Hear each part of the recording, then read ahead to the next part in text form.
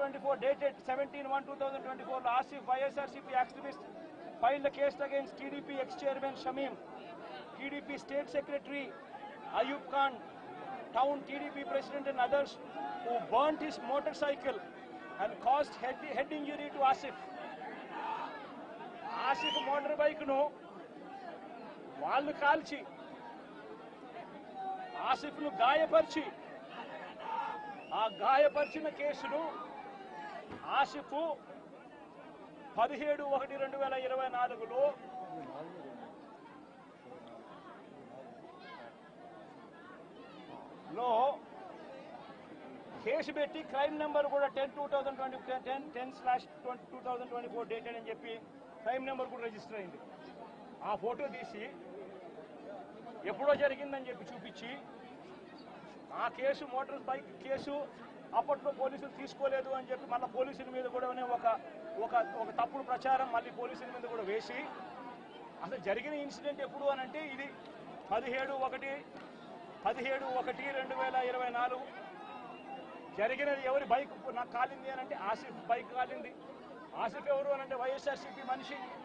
చేసింది ఎవరు అని అంటే తెలుగుదేశం పార్టీకి సంబంధించిన Telugu Desam X chairman Shamim, Telugu Desam state secretary Ayub Khan. వీళ్ళంతా ఎంత దారుణంగా ఫ్యాక్ట్లను ట్విస్ట్ చేసి ఎస్పీ అనే వ్యక్తి కొత్తగా వస్తాడు. వచ్చిన 3 రోజుల కిందటే ఎస్పీ వస్తాడు. ఎస్పీ వచ్చిన 3వ రోజు హత్య జరుగుతుంది. ఇన్సిడెంట్ జరిగిన గంటలోపే ఎస్పీ బయటకు వచ్చి ఇది ఇద్దరు వ్యక్తిగత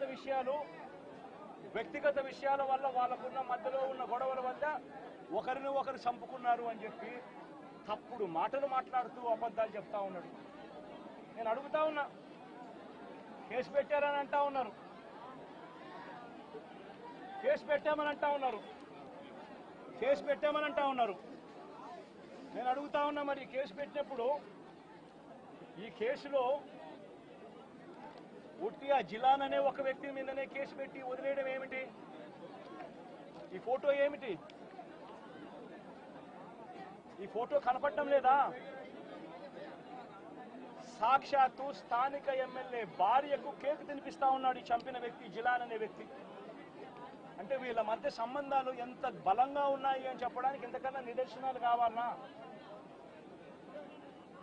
తెలుగుదేశం పార్టీ ఎమ్మెల్యే భార్యకు కేక్ తినిపిస్తా ఉన్నాడు.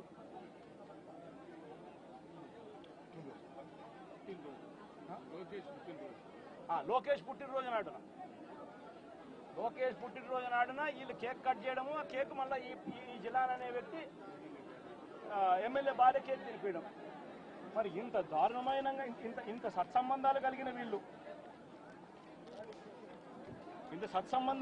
వీళ్ళు ఇది ఎమ్మెల్యేతో ఫోటో,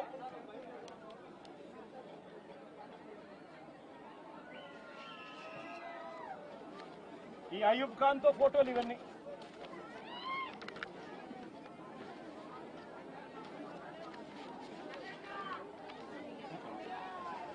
ఇది షమీం ఖాన్ తో ఫోటోలు.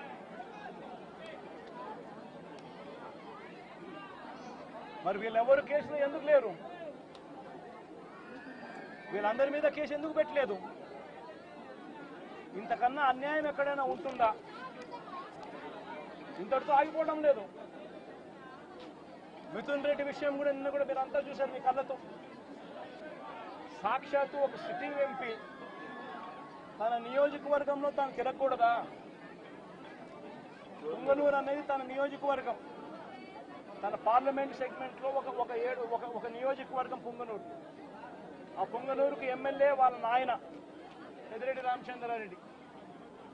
ఆ నియోజకవర్గంలో తాను రెడ్డెప్ప అని చిత్తూరుకు సంబంధించిన ఎక్స్ఎంపీ, ఆయన కూడా పుంగనూరులో నివాసుడు.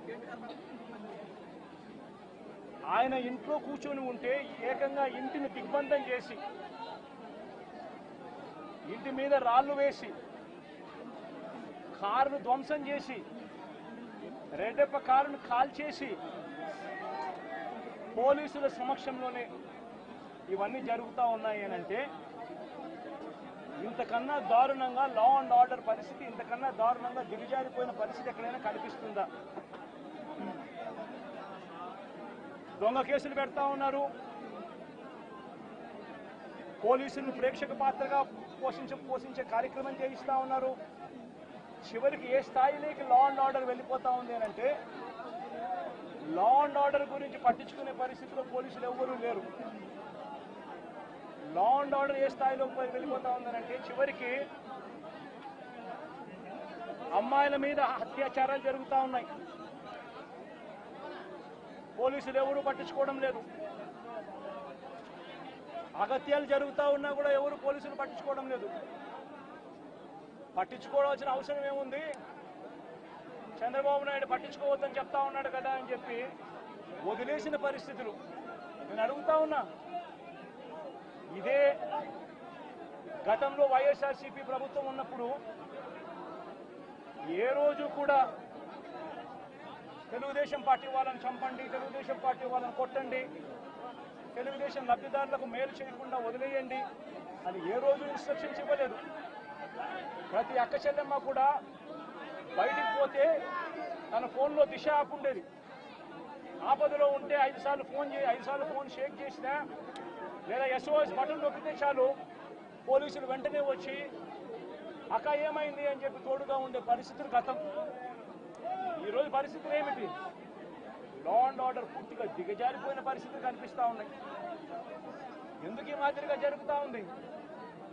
కారణం చంద్రబాబు నాయుడు అనే వ్యక్తి తప్పుడు మాటలు చెప్పి, తప్పుడు వాగ్దానాలు చేసి, ప్రజలను మోసం చేసి, ప్రజలకు ఆశ కల్పించి తాను ముఖ్యమంత్రి పదవిలోకి ఎక్కాడు. నేను అడుగుతా ఉన్నాను ఇదే చంద్రబాబు నాయుడును, ఇదే జగన్ ముఖ్యమంత్రిగా ఉంటే గత 5 సంవత్సరాల పాలన చూడండి.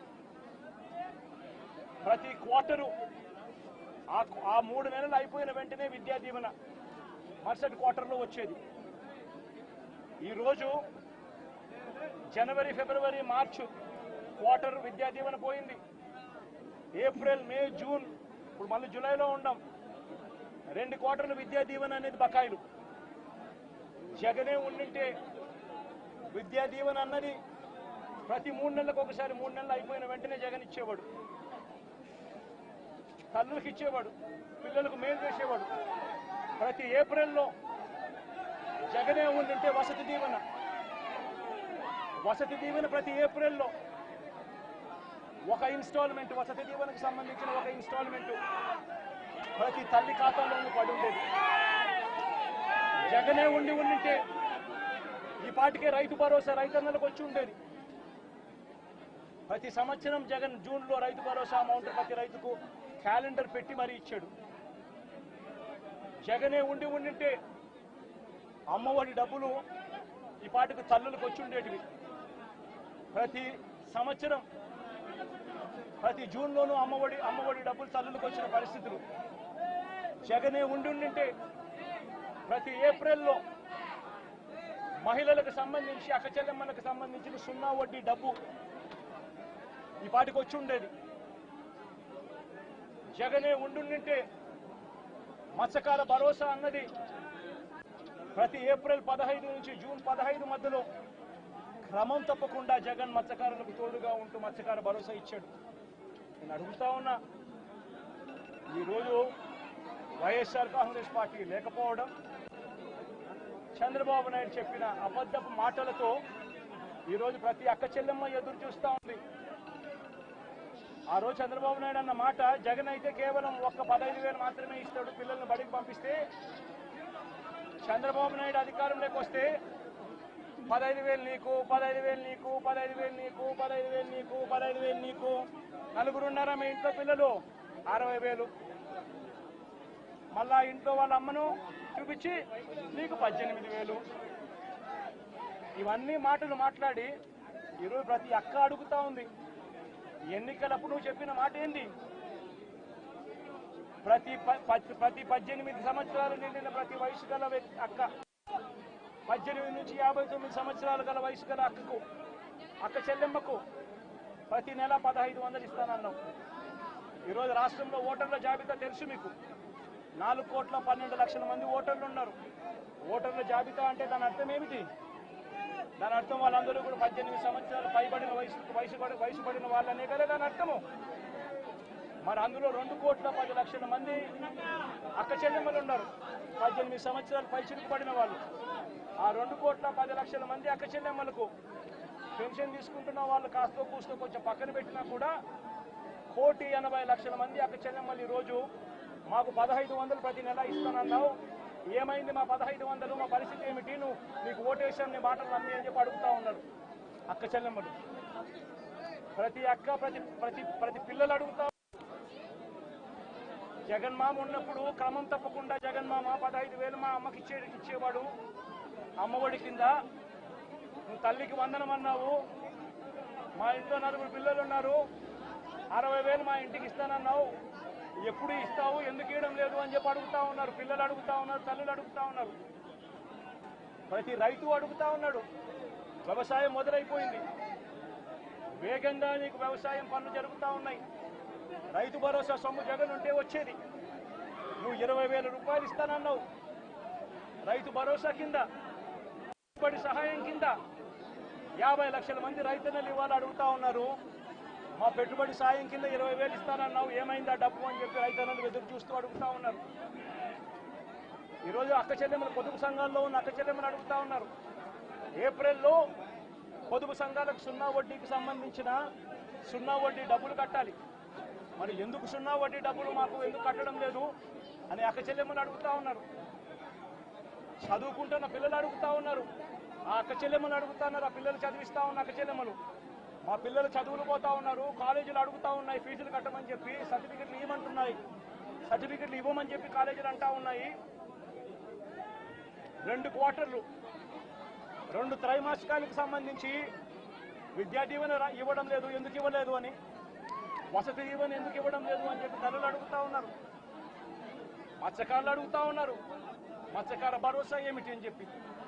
ఇవన్నిటి నుంచి కూడా చంద్రబాబు నాయుడు ప్రజలను దారి తప్పించేందుకు, ప్రజలెవరూ కూడా ప్రశ్నించే పరిస్థితి రాకూడదు అనే ఉద్దేశంతో ప్రజల్లో భయాందోళన క్రియేట్ చేసే కార్యక్రమంలో భాగంగా ఈ మాదిరిగా దాడులు చేస్తూ, ఈ మాదిరిగా అన్యాయాలు చేస్తూ, ఈ మాదిరిగా తాను దిగజారిన రాజకీయాలు చేస్తా ఉన్నాడు.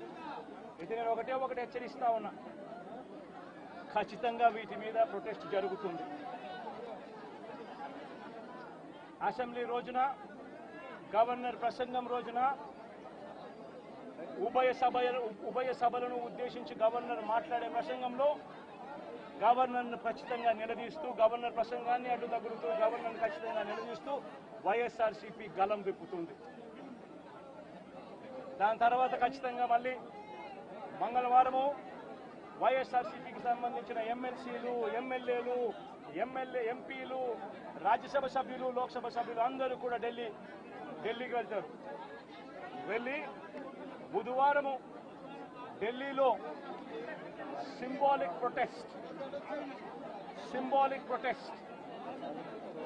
సింబాలిక్ ధర్నా ఢిల్లీలో చేసే కార్యక్రమం కూడా చేస్తాం.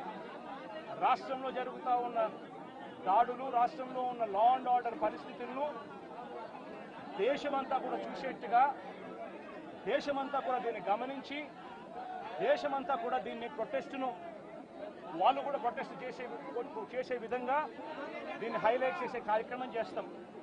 ప్రధానమంత్రి గారి అపాయింట్మెంట్ ఇప్పటికే అడగడం జరిగింది. అమిత్ షా గారిని ప్రెసిడెంట్ అపాయింట్మెంట్ కూడా అడగడం కూడా జరుగుతుంది.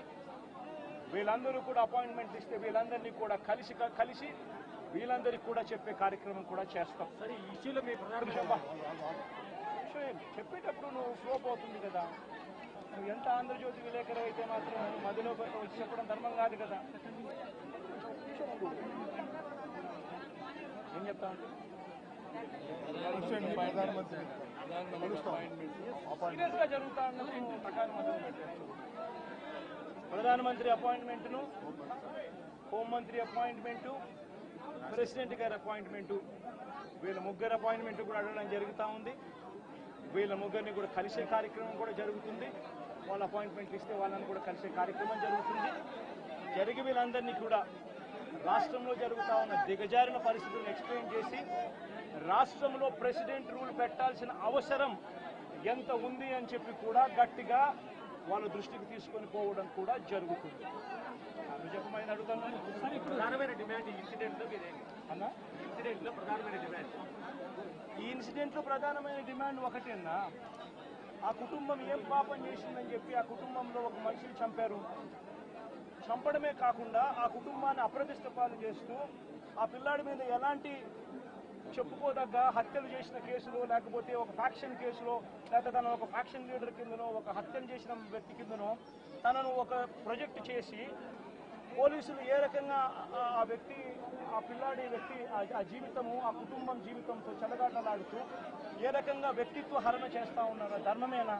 లేకపోతే మీకైనా కానీ ఎవరైనా కూడా ఇదే మాదిరిగా చేసి మీరు హత్య కాబట్టి సింపతైజ్ చేయాల్సింది పోయి సింపతైజ్ చేయకపోగా మీరు హత్య రాజకీయాలు చేసే వాళ్ళు అన్నట్టుగా, మీరు ఫ్యాక్షన్ రాజకీయాల్లో ఉన్నట్టుగా, మీరు ఇంతకు ముందు ఏదో చేశారని చెప్పి తప్పుడు ప్రచారం చేసి ఆ తప్పుడు ప్రచారంలో భాగంగా మిమ్మల్ని చంపారని చెప్పి మీ మీద చేస్తే మీకు నచ్చుతుందా? కనీసం పోలీసులు అనే వాళ్ళు ప్రేక్షక పాత్ర వీడి చంద్రబాబు నాయుడు అనే వ్యక్తి క్షమాపణ చెప్పాలి. మోస్ట్ ఇంపార్టెంట్ థింగ్, రాష్ట్రంలో జరుగుతూ ఉన్న దాడులను తాను ఖండించి క్షమాపణ చెప్పి ఇక మీదట ఇలాంటి పరిస్థితులు ఉండవు అని చెప్పి ప్రజలకు భరోసా ఇవ్వాలి. వైఎస్ఆర్సీపీకి ఓటు వేసిన వాళ్ళకు కూడా భరోసా ఇవ్వాలి. ఎందుకనంటే ఈరోజు ముఖ్యమంత్రిగా తాను ఉన్నాడు అని అంటే కేవలం వైఎస్ఆర్సీపీ నుంచి కూడా ఒక 10% ఓట్లు అటువైపున తన మోసానికి అటువైపున నమ్మి అటువైపున పోయిన ఓట్లే కదా. ధర్మంగా అది కదా ఈ మాదిరిగా చేయడం. మొట్టమొదటిసారిగా చంద్రబాబు నాయుడు క్షమాపణ చెప్పాలి. పోలీసులు వాళ్ళ విధులు నిష్పక్షపాతంగా చేసే విధంగా పోలీసులు అడుగులు ముందుకు వేయాలి. ఇవన్నీ జరిగే దానికోసమే